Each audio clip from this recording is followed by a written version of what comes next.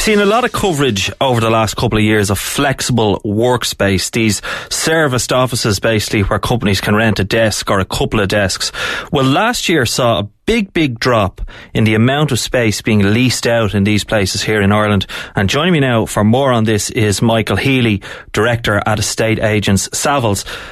Michael, just give us the figure in percentage terms of the drop in space being taken up here. I mean, it's kind of amazing. Yeah, so in 2019 there was about 110,000 square feet of serviced office take-up in the city. And that sounds like a lot of space, but in 2018 there was even more space taken up. It was about 410,000 square feet. So that's a 75% fall. It's a 75% fall. So as I said, 2018 was a bumper year. So there's a lot of activity. So the likes of IWG, Regis were quite active. So they took a serviced office centre in the Docklands, in the South Docklands, and also one out in Blanchardstown Corporate Park.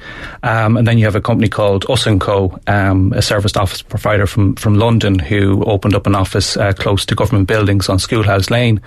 But the big driver of take-up in 2018 was certainly WeWork.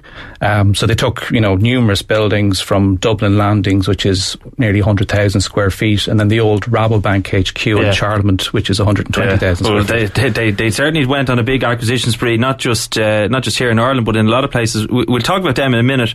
But I suppose my question really is it that the market is kind of dying out, or was it just that 2018 was such a bumper year that we're just coming back to kind of a more normalised level of activity? But that is true. But just to clarify, there's still a lot of demand for serviced office space right across the city. So of the stock that's there, it's nearly all full. There are pockets of availability.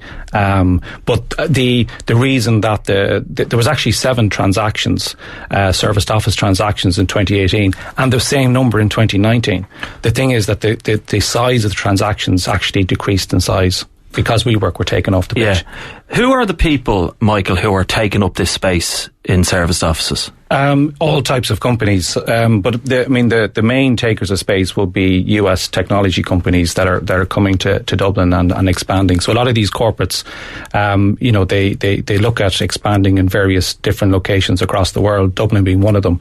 And one of their mantras is to accommodate that growth in flexible space, whether that be in a serviced office, whether it be on a flexible lease directly from a landlord.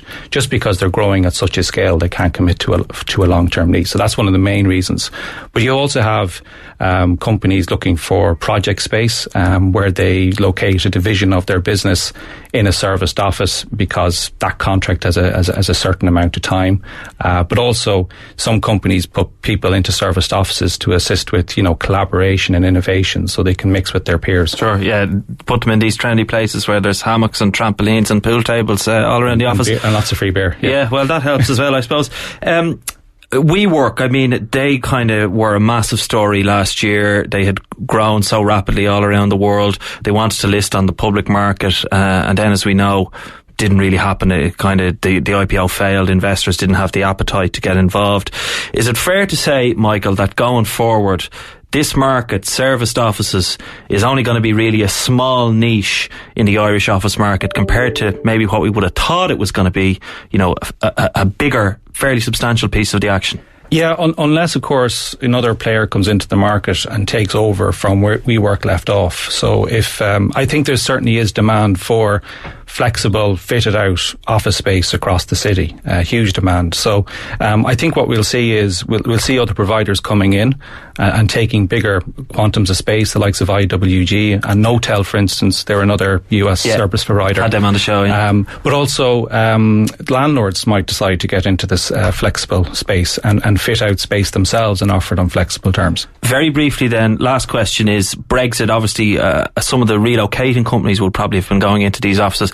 Is that market still buoyant, or is the level of Brexit refugees, so to speak, kind of falling off now? Yes and no. There was a lot of Brexit traffic. So a lot of companies that would have looked at coming into Europe, who would have originally decided, let's go to London, decided to come to Dublin just because of Brexit.